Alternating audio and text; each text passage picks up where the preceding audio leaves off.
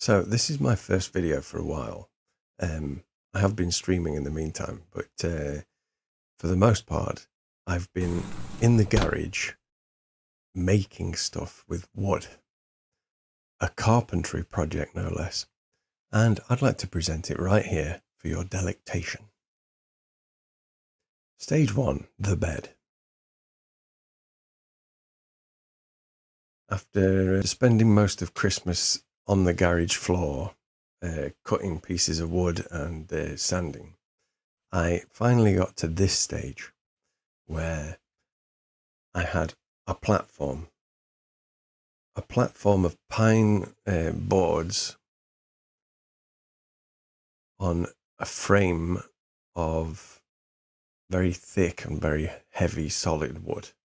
That was the only part that I needed help with. I had those cut to size before I started the project, and as you can see, it fits to the wall, and it has 4 legs. So even if it pulls away from the wall, it's still not going to fall to the ground.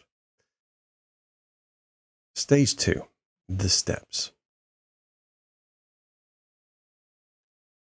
Now, this part is not quite finished, but it was the second most important part after the actual bed. So I whacked it together as best I could, and hopefully this weekend I'm going to take it out in pieces and sand it off and make it look better. Stage 3, the bookcase. This was the easiest and quickest bit to do because all I did was use some leftover pieces of wood and stuck them all together, screwed them all together. Oh, I've not used any glue in this project.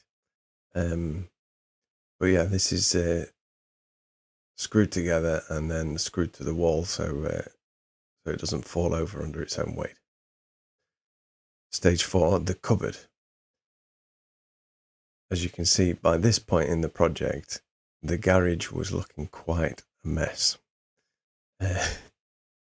But I got the basic shape of the cupboard. This was really, really time consuming as well because I had to cut it to the shape of the frame of the bed. If you can see at the back there, it's got squares missing out of the corners to allow for the posts. And so I kept having to take it in the house, measure it, test it, take it back out again, and so on. This is with the doors just resting in place at the moment because I didn't screw them in until the cupboard was actually in its correct place. The bedroom has quite an uneven floor, so I had to allow for that. I couldn't just cut the wood to the exact measurements. I had to cut it to fit the room. And so here you can see that I put some backboards. These are quite thin wood, it's just flexible stuff. And I just rested them in place until I put the rest of the cupboard in front of them. No, that was my original plan. My original plan was to use these flexible boards and just have them held up against the wall by gravity. But it turned out to be impossible to push the cupboard in and keep the boards in place as well without them slipping down under in front of the skirting board. So in the end, I had to actually fix them to the back of the cupboard. That's how it looks under the bed. And of course, stage 5 is with everything finished. You can see it's quite a small room, so it's quite difficult to get a camera angle that shows it all. The desk was just a piece of desk that we'd already used for a long time, and I just cut the end off and made the edge curly, not curly, curved. And as you can see, the bed is wider than the mattress, so that there's space to get off it and make the bed when you want to make the bed. Oh, each of those steps has a hinged lid that opens for storage, but they still need sanding off to finish it. This room is for for my only child, but I slept up there one night, and for me it's a little bit claustrophobic because I can't sit up straight in bed. But my my child can, and that's the most important thing.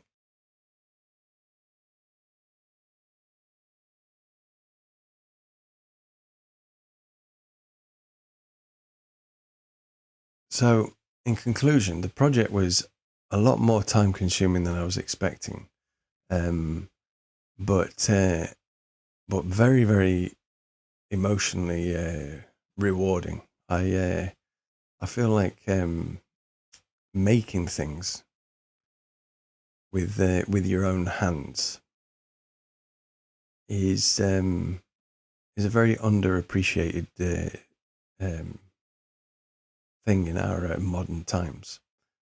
Of course, it used to be if you wanted a piece of furniture, you would just go out into the forest, chop down a piece of wood, and make your own furniture.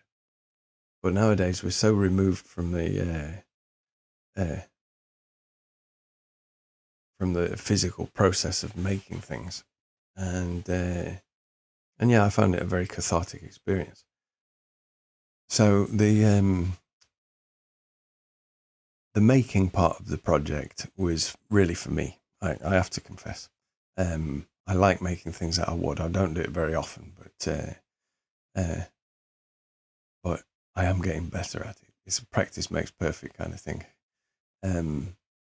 But for the long term, the important thing is to give my daughter a whole new bedroom suite that isn't just bought from a shop. It's been made by her own dad. So even after I'm long gone, she can still enjoy it by letting her children have it. If it lasts that long, it might all fall down within a few weeks. But yeah, I think for the design of it, it's pretty sturdy. I don't see this as a project that ever has an end though, because wood is a living element, and it changes with time. So if you get dents or knocks, then you're going to want to take the thing apart, sand it off, put it back together. Maybe upgrade it if there's a different piece of furniture that she wants adding to it later, or rearranging it. And the main thing that I wanted to do with not using glue was to be able to take it apart if necessary. If we ever move house or anything, or even just if she changes to a different room, maybe the configuration needs to have the steps on the other side. And the way that it's built, that's just a simple case of unscrewing a few things and then screwing them in onto the other side of the room. Yeah, so that's my justification for why I've not been making videos for a couple of months, but also my motivation to get going now with the videos. I've been making the football videos because that's something which has a deadline that you can't really avoid. But now I want to get on with making videos about other topics as well. I know that there are plenty of people out there who don't necessarily like football or Manchester United or video games. But if you don't like any of those things, then maybe you love carpentry. Yeah, I didn't make this as a how-to video because, as you could see from the state of the garage, I tried having the phone out there with me, and I dropped it a couple of times, and it got covered in sawdust, and so in the end, I decided it was not going to have an ongoing visual record. Yeah, so I'm going to sign off there, and I will see you very shortly with another video about what else I've been doing. It's exciting. So, bye-bye.